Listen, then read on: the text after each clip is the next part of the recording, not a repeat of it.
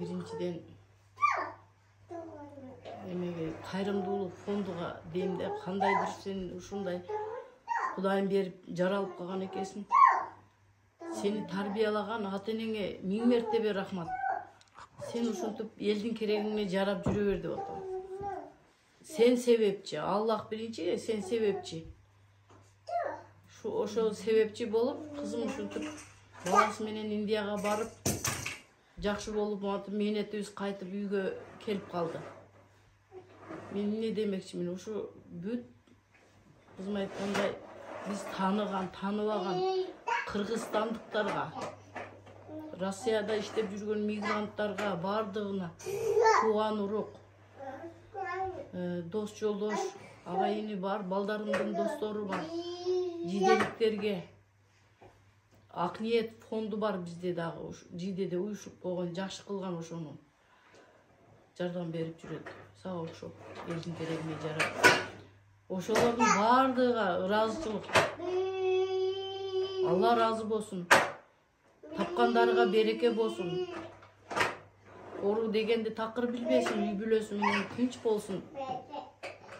Өмүрлөрү узун болсун. Эч качан кыжаалатчылык дегенди билбей жашасын. Азыр эми неберем келип мынантип кызым жакшы болуп келди, неберем жакшы болуп келди, кубанчыбыз күйүүбүзгө батпай отурабыз. Мен ушу Бактыгүл менен Сурманын кошунасы болом, таластык болом, Азаматтын апчеси болом.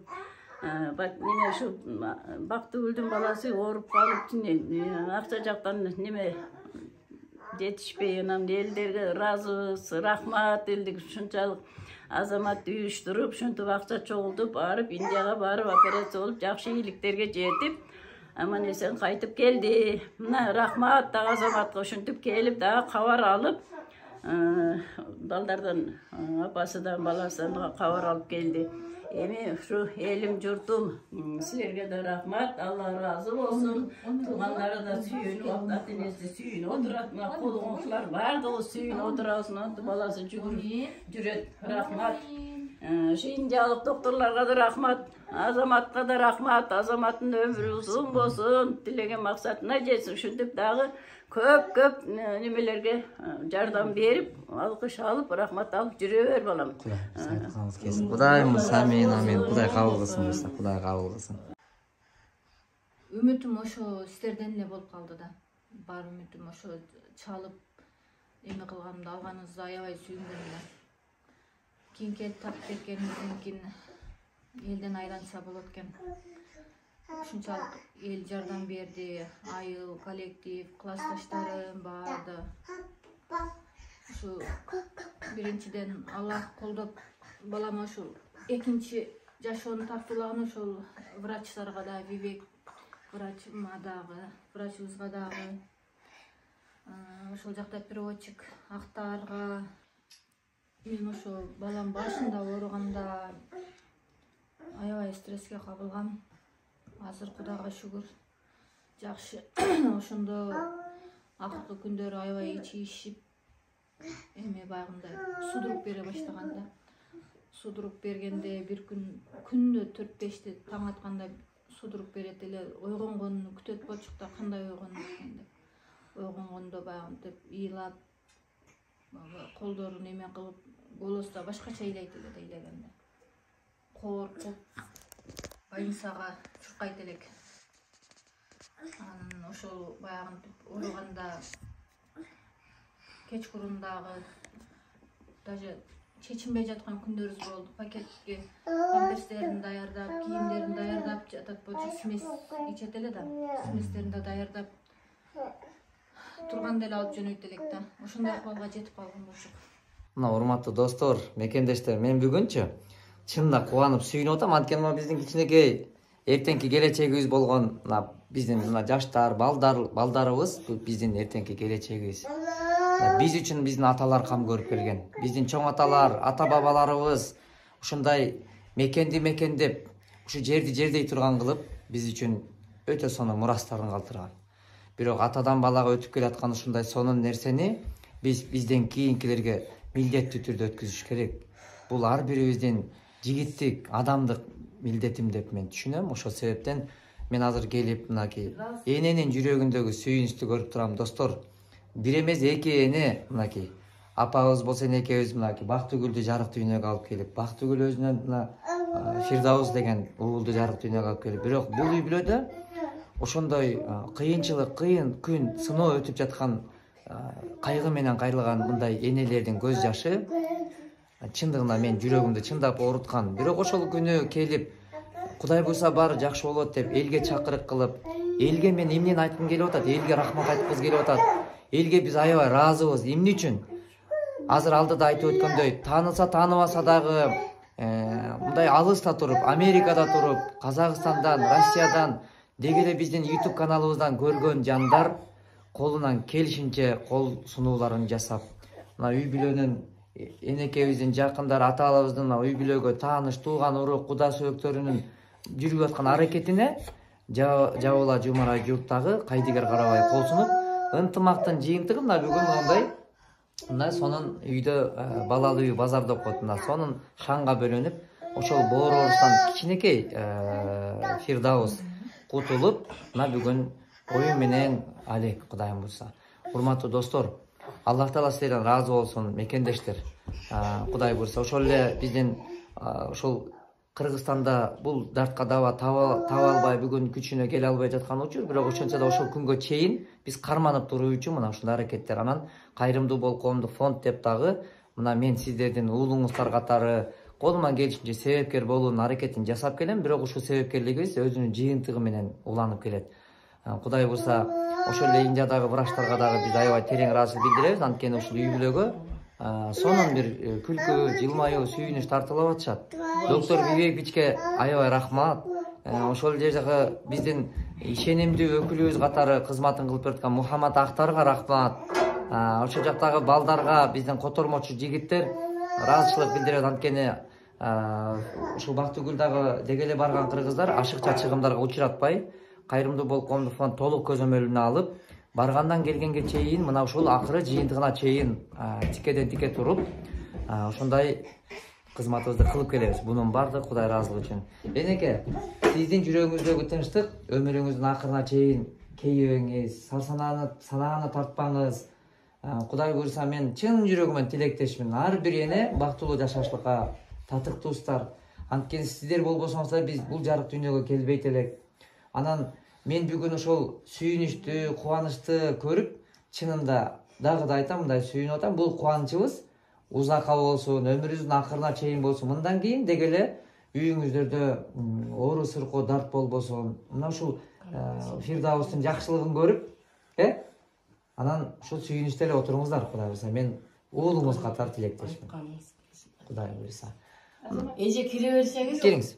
Мен кетип атам да шашылып. Азырман бир 2 мүнөткө чыгып коесуңбу? Мына ушундай достор, ошон үчүн дайыма эмне кылайлы достор? Ынтымакта гана болойлу. Ынтымак менен биз сонун ийгиликтерге жетип келгенбиз. Ошон үчүн кыргыз атабыз айткан, жабыла көтөргөн жүк жеңил болот деген мына далил. Эгер кыргыз кыйынчылыкта бири-бирин таштабайт деген, мына таштабагандыгыбызга далил. Достор, дайыма бирге болойлу. Кыргызстаныбыз өнүгүп өскөн өтө күчтүү мамлекеттерден, өлкөдөн болсун, бар болойлу достор. Эч ким оорубасын. Биз ошо эч кандай эмеге мындай кыйынчылыкка дуушар болгон жокпуз. Себеби ушул жактан прямо ошо сиздердин эмеңиздер менен бардык, жардамыңыздар менен виза туруулагандан баштап келгенге чейин ушул Кайрымдуу фонддун эмеси менен байматып өзү звонок кылып, кыйналбай атасыңарбы, кантип атасыңар, кандай жардамдар керек деп сурап турду. Айтурганга дагы рахмат.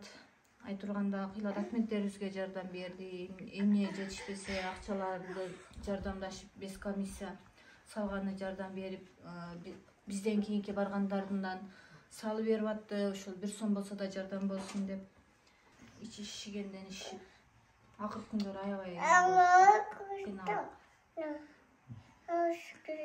Şu başına reçeni alıp жүрөргөн экенбиз. Кийин результатыны билбей эме болушканда ошо индиялык врачтар келип трансплантация дегенде эмне кылышыбызды билбей калганбызда. Эми кандай болот деп. Ошол операцияга киргенде да өзүң донор болдуң да. Анан донорлукта барып, анан операцияга кирер алдында сенин энелик жүрөк мисалы кандай сезимдер болуп, мындай кээ бир адамдар операцияга кирип атканда коркуп кирет экен, кээ бирлер чоң мындай эме менен кирет. Ар кимде ар кандай экен да эми жагдай. Сенде кандай болду ошол учурлар? Мен ошо операцияга кирерге жакын жарым саат калганда балама да судурук берди. Ошондо донор биринчи кирет экен да. Бирок мен эме кылбадым, кыжалат болдум. Киргим келбей калды уже. Анан сен кире бер, сен киришиң керек, бала жакшы болот. Дештим, мен өзүмдү ойлогон жокмун, баламды ойлодум ошондо да. Врачтардан чыкканда дагы врачтар бетиме уруп аткан экен, окей деп. Өзүмө келгенде деле балам кандай десем, fine деп ошентишти. Ана деп кайра уктап кетиптим. Кайра кийин ойгонуп, кайра дагы балама барам десем, сага мүмкүн эмес деди. Мен өзүм аңыз тил бүткөн үчүн кеңиреңче сүйлөшүп, тилди жактан кыйналганым жок. Мен барам десем мүмкүн эмес, 3 күндөн кийин барасың деди. Анан 3 күндөн кийин басы барып, карап, айнектен карап, баламдын эмесин көрүп, ага чейин бул алдашат экен да. Анан жакшы балким алдап аткандыр деп эме видеосун көрсөткүлө десем, видеого тартып келип медсестралар көрсөтүштү. Анан дедим да, видеосун көрсөткүлө мага тартып келгилечи десем, көрсөтүштү. Анан дедим, балким алдап аткандыр деп, эми мен аяп аткандыр деп. Көрүп жүрөгүң, жан дүйнөң тынчалып калды. Анан донорду палатага чыгарды, 5 күндөн кийин чыктым. Кийин состояниең жакшы эле деп палатада деле эч канча жатпадым. 1-2 күн, 3 күн жатып жатпай эле чыгарды гостиницага. Гостиницада жатканда дагы видеосуну аябай жөнөтүп турушту. Медсестралар да танып калдым эле. Балаңыз деп жөнөтүп турушту. Барып, кийин барып көрүп келдим. Сиңдим да барган болчу, карап жатты.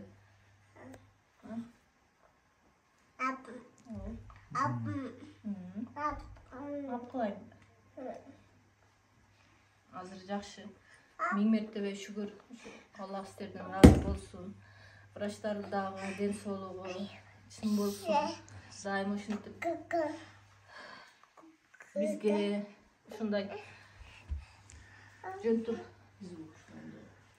Азыр Бактыгүл, айтсаң, мисалы ошол Индияда турганда дагы видеолор чыгарылып турган кезде Кайрымдуу Бол коомдук фонд эми тирек болгонго аракет кылып келебиз да. Мисалы менин үмүтүм ушул, анткени баягы айрым адамдар чөнтөгүндө турган акчасын кантип алып кетиштин жолун изденип жүргөн ниеттүү адамдар бар. Эптеп бир нерсесин уурдап кетсем дейт, же алдап кетсем экен деген сыяктуудай бар нерсени жок кылайын дегендер бар. Бирок жакшы адамдардын жакшы үмүтү сенин чөнтөгүңдө жок акчаны бар кылып, ошол бир кичине болсо дагы дары-дарменге жарап калса экен деген үмүттө видеолор чыгып турат. Ошол видеолор кандайдыр бир деңгээлде бир аз мындай каражатка көмөгү тийип аттыбы?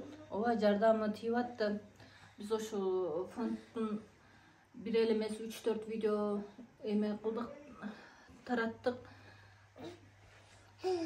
Эл ошол фонддун себебинен көп элдер ойлонушуп, кайрылышып, жардам берип атты. Өзүнүн колунан келген жардамын аябай, даже звонок кылып чалып сурашып атты. Фирдаус кандай, кантип калды деп, кийин видеолорун көрүп, биз сүйүнгөндөй деле сүйүнүштү окшойт.